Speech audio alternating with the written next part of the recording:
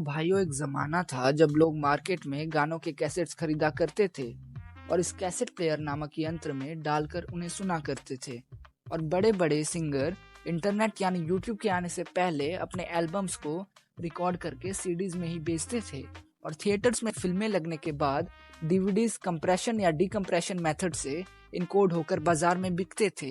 क्या गजब की टेक्नोलॉजी थी यार। और उसके बाद नए इन्वेंशन हुए और एक नया दौर आया जहां केबल टीवी इंट्रोड्यूस हुए और सबसे पहले स्विट्जरलैंड में लॉन्च हुआ और फिर सैटेलाइट टेलीविजन आया और यूएसए में सबसे पहले पेंसिल्वेनिया और मैनहनोई सिटी जैसे रिमोट एरियाज में लॉन्च हुआ और फिर वर्ल्ड वाइड बहुत पॉपुलर हुआ 90s में।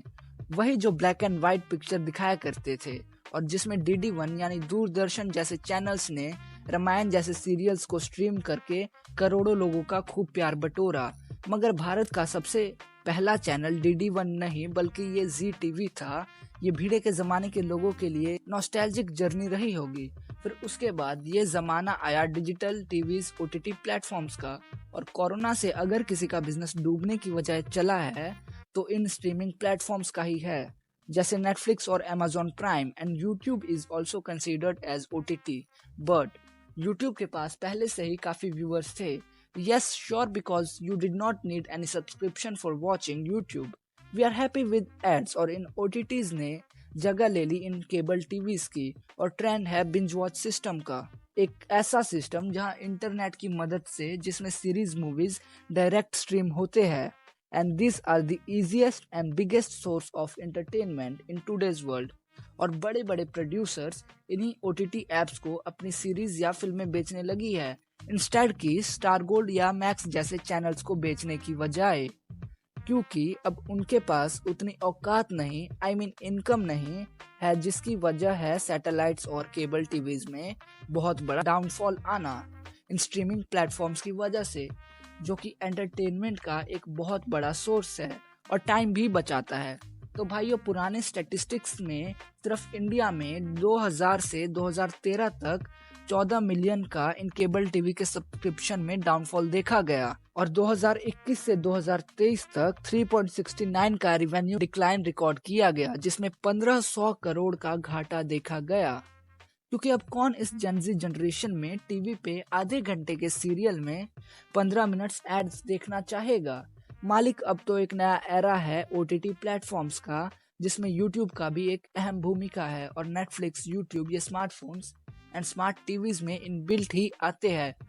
और यूट्यूब को इन बड़े बड़े बजट्स बनाने वाले OTT प्लेटफॉर्म से कम समझने की गलती मत कीजिएगा, बिकॉज इन द ईयर 2023 के स्टैटिस्टिक्स के हिसाब से अमेरिका में यूट्यूब का वॉच टाइम नेटफ्लिक्स से भी ज्यादा था।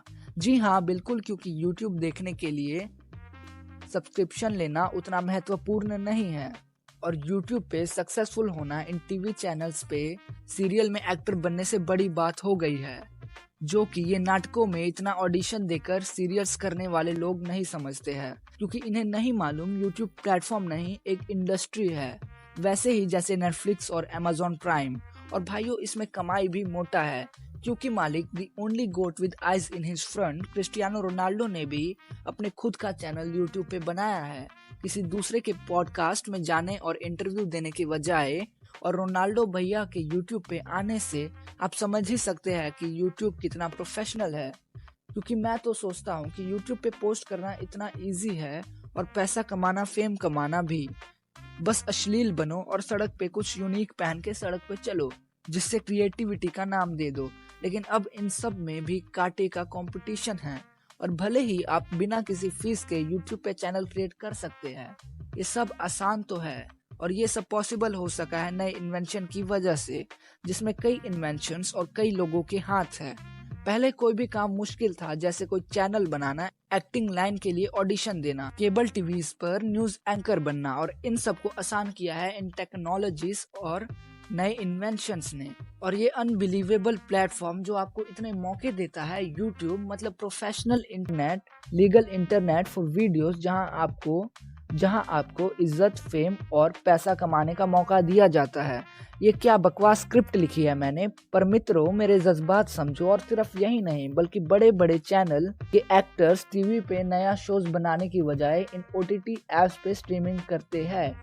जैसे खतरों के खिलाड़ी जो केबल टीवी का शो था, वो अब जियो सिनेमा पे स्ट्रीम किया जाता है। और भी जैसे बिग बॉस, कपिल शर्मा जो नेटफ्लिक्स पे शिफ्ट हो गए हैं, और भारती शर्मा जो बड़े बड़े टीवी शो सीरियल्स करा करती थी, वो अपने यूट्यूब पे पॉडकास्ट चैनल चलाती है लॉल नाम से। तो इससे आप समझ ही सकते हैं यूट्यूब कोई छोटी चीज नहीं है। That's why I will say cable TVs are on its last leg. और रही बात अब इस सिचुएशन में इतने बड़े चैनल्स जिस पे इतना खर्चा किया गया है प्रोड्यूस करने में, तो उसका दूसरा सबसे बड़ा सोर्स ऑफ इनकम है यूट्यूब पे डायरेक्ट स्ट्रीम करना।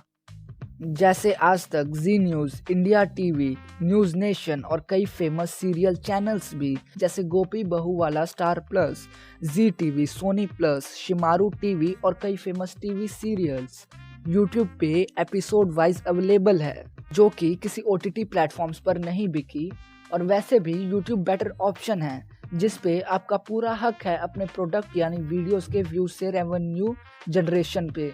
और लल्लन टॉप जैसा बड़ा न्यूज़ चैनल को इंटरनेट पे ही पोस्ट किया गया है, जिसके लिए लल्लन टॉप के प्रोड्यूसर सौरभ द्विवेदी और एंकर ने यूट्यूब को चुना और कई लोगों को जॉब दिए हैं।